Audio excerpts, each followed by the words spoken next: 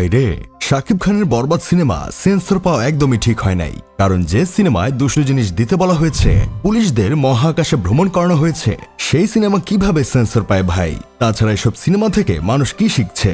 যেই সিনেমা সমাজকে ভুল মেসেজ দেয়, সেই সিনেমা রিলিজ না পাওয়াই ভালো। থামেন ভাই, এই কথা আমি বলি নাই। এই কথা বলছে আমাদের দেশের সিনেমা জগতের শিক্ষাগুরু এমডি টাকলা ইকবাল ভাই, যিনি সবসময় সিনেমার মাধ্যমে মানুষকে ভালো শিক্ষা দেন, যিনি বাংলাদেশে কয়েকটা শিক্ষণীয় সিনেমা বানানোর বিশ্ববিদ্যালয় তৈরি করছে। আগে আমরা তাকে নাম দিয়েছিলাম বাংলার ক্রিস্টোফার নোলান। তার নামের সাথে এখন যোগ হতে যাচ্ছে সিনেমা জগতের শিক্ষাগুরু। সিনেমা দেখিয়ে পাশের দেশ ভারত মানুষকে হিন্দি ভাষা শিখিয়ে ফেলছে। আর আমাদের দেশের বাংলার ক্রিস্টোফার নোলান টাকলা ইকবাল ভাই মানুষকে সিনেমা দেখে শিক্ষিত করেছেন।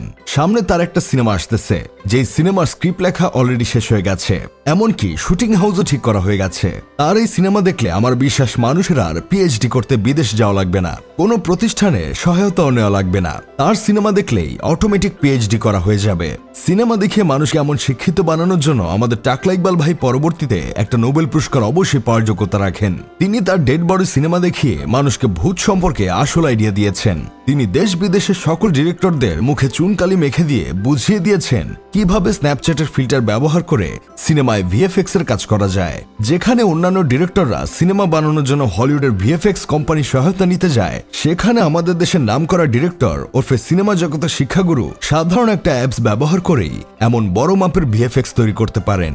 গত বছরের তার রিলিজ দেওয়া রিভেঞ্জ সিনেমাটি আইএমডিবি রেটিং পেয়েছিল 1.6। তার মানে কি দাঁড়ালো আপনারা জানেন? তার সিনেমা আইএমডিবি রেটিং 1.6 পেয়েছে মানে এই সিনেমা 2024 সালে 1 নাম্বার সিনেমা হয়েছে।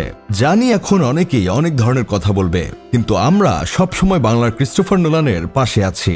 তিনি সম্প্রতি এক ইন্টারভিউতে বলেছে, শাকিব খানকে বাদ দিয়ে যদি কেউ তাকে এমন সিনেমা করার জন্য বলতো, তাহলে তিনি এই ধরনের সিনেমা কখনো করতো না। আমিও টাকলা ইকবাল ভাইয়ের সাথে একমত। আমাকে এমন সিনেমা করার জন্য কেউ অফার করলে আমিও করতাম না, কারণ আমি জানি কেউ আমাকে সিনেমা করার জন্য অফার করবেই না।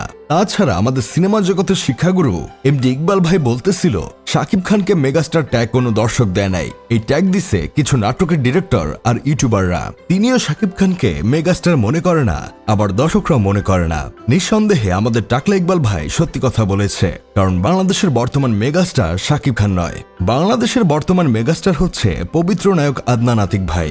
কারণ তিনি সিনেমার মাধ্যমে ইসলামের দাওয়াত দিতে চান, সিনেমার মাধ্যমে ভালো কাজ করে জান্নাতে যেতে চান। পবিত্র নায়ক আদনান আতিক ও বাংলার ক্রিস্টোফার নোলান দুইজনই একদিক থেকে শিক্ষণীয় সিনেমা বানায়। তাদের দুইজনের একটা কম্বিনেশন একটা সিনেমা হলে কিন্তু মন্দ হতো না।